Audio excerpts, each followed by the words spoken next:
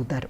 అమ్మ, ద్వాదశ రాశుల వారు వారికి వారే సులభతరంగా చేసుకోగలిగే ఒక పరిహారాన్ని ఈ రోజు ప్రేక్షకులకు తెలియజేస్తారా? ద్వాదశ రాశుల వారికి పరిహార విషయాన్ని కనుక మనం ఇక్కడ తీసుకున్నట్లయితే, ద్వాదశ రాశుల వారికి రోజు చెప్పిన విధంగానే తమ వ్యక్తిగత దైవాన్ని ప్రార్థించుకుంటూ ముందుకు వెళ్ళే వాళ్ళు కొందరు ఉంటారు.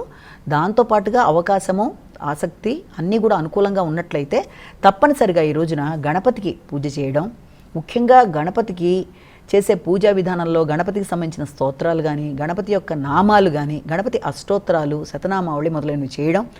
అలాగే ఇది కూడా చేయడం కష్టం అనుకుంటే తప్పకుండా శ్రీ గణేశ నమస్తుభ్యం దేహమే ఆరోగ్యమే సదా అనే శ్లోకాన్ని పఠించడం వల్ల కానీ, లేకపోతే గణేశుడికి సంబంధించిన దేవాలయ సందర్శన, ఇవన్నీ ఏంటంటే వ్యక్తికి వ్యక్తిగతమైన అభివృద్ధి విషయంలోనూ ఆటంకాలు దాటడానికి అన్ని విధాలా అనుకూలంగా ఉంటుంది. కాబట్టి వీలైనంతవరకు ఈ కార్యక్రమాలు చేయడానికి అవకాశం ఉంటే దేవాలయ సందర్శన చేయడానికి చేసే ప్రయత్నాలు చాలా వరకు మీకు అనుకూలంగా ఉంటాయని ఇక్కడ మనం ఒకటి భావించవచ్చు. నేటి